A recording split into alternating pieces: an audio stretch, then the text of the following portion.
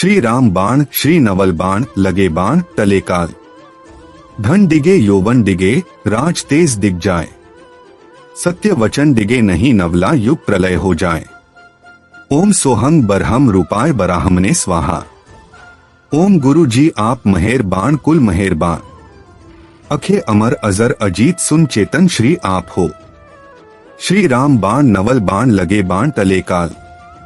गुरुर ब्रह्मा गुरुर विष्णु गुरुर देवो महेश्वरा। गुरुः साक्षात पर ब्रह्मा तस्मै श्री गुरुवे नमः। जय गुरु नवल साहेब। हमने नवल कथा को महर्षि नवल संप्रदाय फिल्म में परिवर्तित करने का पूरा प्रयास किया है। फिल्म के कुछ पात्र काल्पनिक हैं।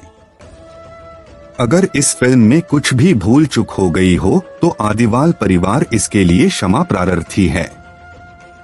यह नवल कथा गुरु गादीपति श्री सुनील राम महाराज साहेब के चरणों में अर्पित की जा रही है। वीडियो निर्माता दीपक बंसी राम गणेश राम महाराज आदिवाल। सहयोग गिरधारी राम महाराज आदिवाल और आदिवाल परिवार।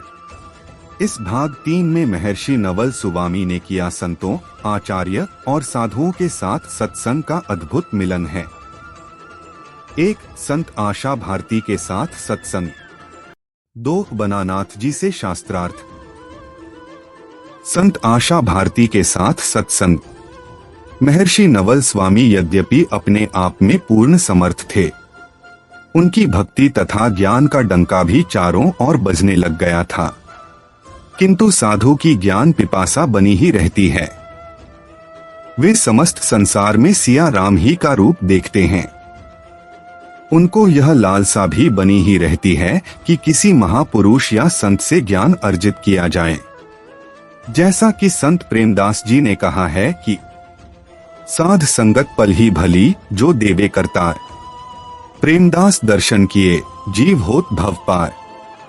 संभवत इसी प्रबल प्रेरणा के साथ ब्यावर निवासी महान संत श्री आशा भारती जी के पास गए। आशा भारती जी की उस समय काफी ख्याति थी। वे एक अच्छे विद्वान तथा तत्वज्ञानी महात्मा थे।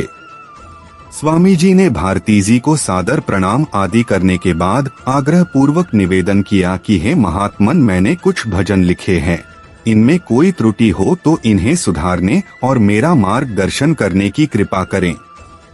किंतु अहंभाव ज्ञान रूपी दीपक की लौ को मंद कर देती है। और यही हुआ। तत्वज्ञानी आशा भारती जी ने बिना सुने समझे, शायद यह सोचकर कि यह मेहतर जाति का अनपढ़ पुरुष है तथा इसमें वाणी व भजन आदि लिखने की कौन सी प्रतिभा प्रकट हो सकती है, इसी धारणा के वशीभूत भारती जी ने स्वामी जी से कहा कि तुम जैसे बहुत से लोग कथनी करते हैं जो नहीं के बराबर होती है। इस पर स्वामी जी ने विनम्रता पूर्वक पुनः कहा, तुम्हारी शोभा सुनी आशा भारती, हम दर्शन को आया। ना अक्षर को खोल बताओ, नवलो कहे यूं दर्शाया। तब आशा भारती जी ने उत्तर दिया, सुर सुरुचि मिले सुख मना जागा। बंक भेदु जारे भरम भागा। आशा भारती रा भाग जागा। किंतु नवल स्वामी आशा भारती जी के पास एक जिज्ञासु बनकर आए थे। उन्हें संतोष नहीं हुआ और उन्होंने पुनः फरमाया, आशा भारती जी सुनियो वाणी, वह आत्मा है पुरुष साचा। वहाँ नवलो अनिर्वाचा, पारक पद परियान। 9. अब संत हो गया निर्वाण, अगम निगम जानकी देत शाखा। खोजिया निशान भाख्या जारा, भल के नूर निशान। इस पर भी आशा भारती जी का मिथ्या दंभ अभिमान नहीं हुआ। उन्होंने स्वामी जी के प्रति कई प्रकार के कटु शब्दों का प्रयोग किया, किंतु साधुवाद के सागर में इन शब्दों से कहां भूचाल आने वाला था। स्वामी जी एक अभ्यर्थी की तरह आशा भारती जी के सामने नतमस्तक ही रहे और उनके शब्दों को अमृत तुल्य मानकर गद्यंगम कर गए। इतना ही नहीं, स्वामी जी ने आशा भारती जी की ख्याति और ज्ञान की महिमा आत्मविभोर होकर इस प्रकार गाई कि भारती जी स्तंभ रह गए, उनका अभिमान गल गया। वे समझ गए, जब मैं था तब हरि नहीं, अब हरि हैं, मैं नाही। प्रेम गली अति साकरी, तामे दो न समाए। ज्ञानी संत पुनः भाव में आ गए और उन्होंने तत्काल समाध लगाई तथा देखा कि महर्षि नवल स्वामी उनके चारों ओर व्याप्त है। लीलामय की तरह उनको सर्वत्र स्वामी जी का स्वरूप दिखाई देने लगा।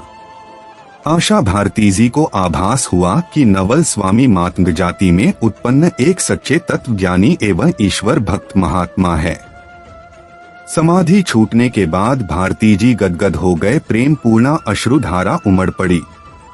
अधीर संत ने स्वामी जी के प्रभाव को पहचाना और भाव विभोर होकर नवल स्वामी के जीवन दर्शन का चित्रण करते हुए कहने लगे, मानो मातृग ऋषि आयो काटन जीवा हाणरी, करुणा निधि कबीर प्रगट्यो मोड़ी पड़ी पिछाणरी।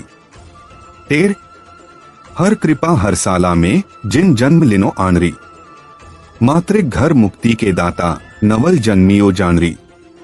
केवे आशा भारती धिन नवल संत सुजानरी, जिन रीसरोस ना किया मन में ए पहुंचियारा प्रमाणरी।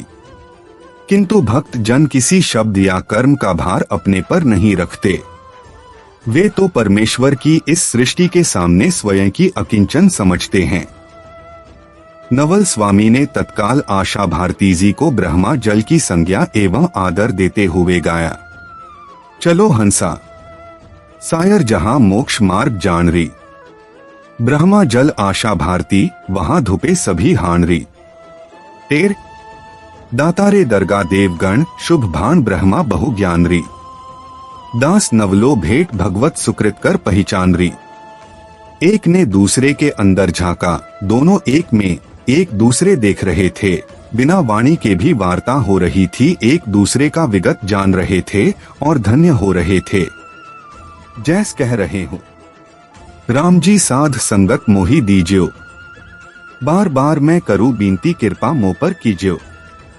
इस प्रकार नवल स्वामी आशा भारती जी के प्रेम पूर्ण आतिथ्य और आशीर्वाद को ग्रहण कर अपनी यात्रा में आगे बढ़े। बनानाथ जी से शास्त्रार्थ।